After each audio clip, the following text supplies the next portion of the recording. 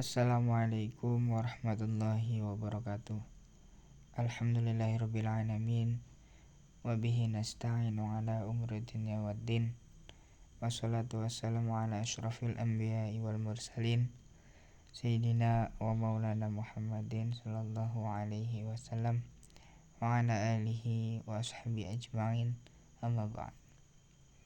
Yang terhormat kepada Ibu dosen, Ibu Sri Mulyani, dan juga kepada para mahasiswa ataupun yang nonton video ini.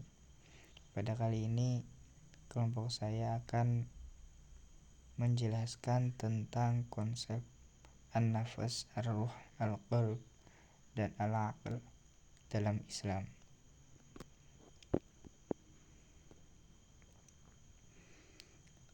Sebelum masuk pada materinya, adapun pengantar ini disajikan untuk mengenal terlebih dahulu bagaimana itu konsep dari an-nafas, ar-ruh, al-qalb, dan al-aql. Manusia adalah makhluk sempurna yang keberadaannya menjadi tanda tanya besar bagi berbagai kalangan, terutama para ilmuwan dan filosof. Hampir semua kalangan tidak ingin mengabaikan fenomena besar dari penciptaan tersebut. Jasad, akal, indera, ruh, dan nafas, dan qalb, yaitu komponen utama manusia yang paling sering dibahas dalam kajian ilmuwan. Umumnya penelitian ilmiah hingga saat ini hanya mampu mengetahui unsur-unsur fisik yang ada pada manusia. Namun unsur di balik fisik, terutama nafas, masih menjadi misterius dan perdebatan yang panjang di kalangan ilmuwan dan para filosof, karena kebenaran tentang hal tersebut masih sulit dibuktikan secara nyata. Kemudian yang pertama, konsep an-nafas, yaitu dari segi pengertiannya, kata nafas dalam Al-Quran memiliki aneka makna atau beragam makna, susunan kalimat, dan klasifikasi dan objek ayat. Istilah nafas yang dimaksud di sini adalah istilah bahasa Arab yang dipakai dalam Al-Quran. Secara bahasa dalam kamus Al-Munjid, an-nafas jamaknya nufus, dan anfus berarti ruh atau roh, dan ain atau diri sendiri. Menurut Quraish Shihab, secara umum dapat dikatakan bahwa nafas dalam konteks pembicaraan tentang manusia merujuk kepada sisi dalam manusia yang berpotensi baik dan buruk.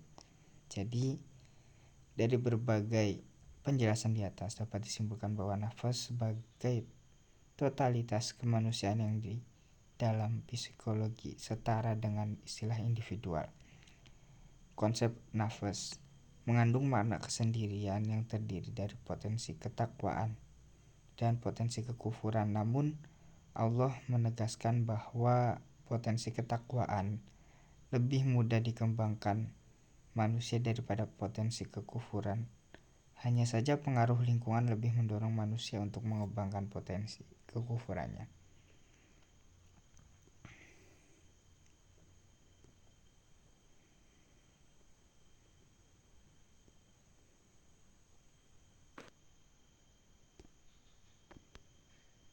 Kemudian ada keanekaragaman nafas.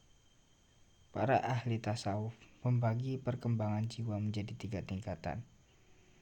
Yang pertama yaitu tingkatan manusia itu cenderung untuk hanya memenuhi naluri rendahnya yang disebut dengan jiwa hayawaniyah atau kebinatangan, atau disebut juga nafs ammarah. Yang kedua yaitu manusia sudah mulai untuk menyadari kesalahan dan dosanya, Dan yang ketiga yaitu tingkatan di mana jiwa yang telah bertransformasi dalam kepribadian manusia disebut jiwa ketenangan atau disebut juga nafsu mutmainnah. Kemudian di dalam buku Psikologi Agama karya Mas Ganti Sitorus menjelaskan bahwa tingkatan keanekaragaman nafas yaitu yang pertama ada an-nafs atau nafsul amarah, yang kedua itu nafsul lawamah, yang ketiga itu nafsul mutmainnah, kemudian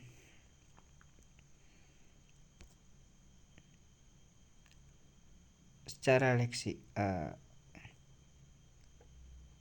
kemudian konsep aruh secara pengertian aruh itu, kata ruh itu diartikan dengan roh, nyawa, jiwa, sukma, intisari, perasaan atau esensi.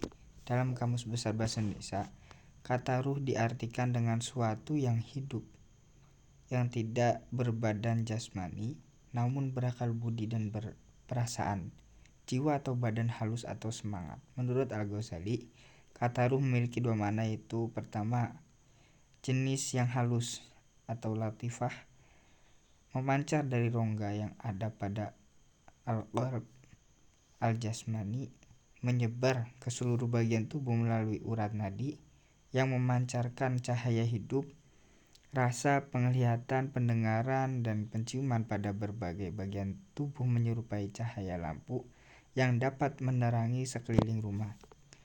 Kehidupan bisa diibaratkan dengan cahaya yang menerangi dinding rumah, sedangkan ruh adalah lampunya. Kedua, nur latifah atau cahaya halus pada diri manusia yang dengannya ia dapat mengetahui dan mengidrak sebagaimana fungsi kalbu dan ruh. Inilah merupakan hakikat hati.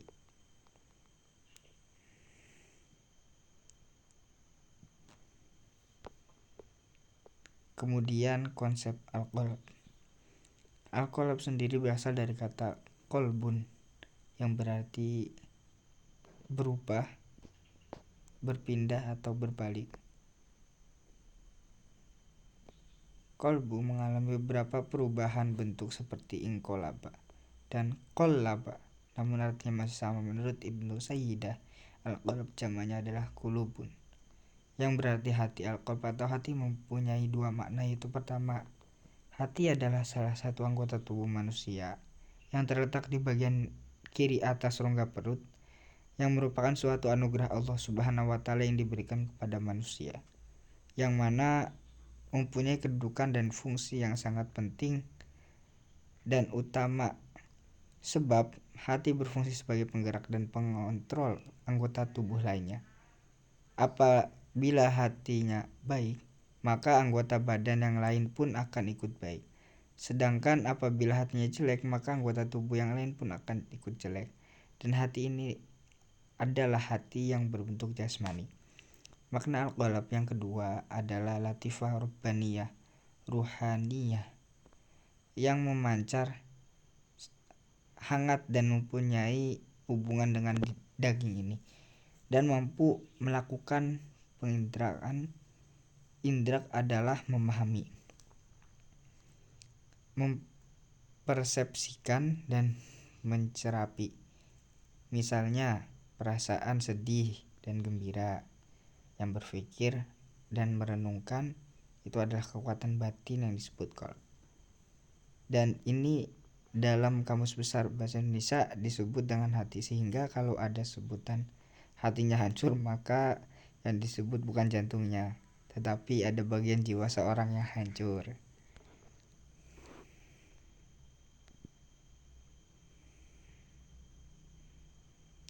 Kemudian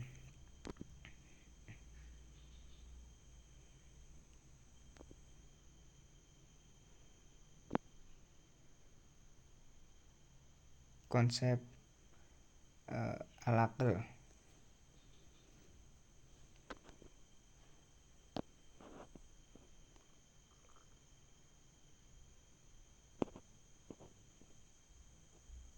Ya maaf, itu salah nulis.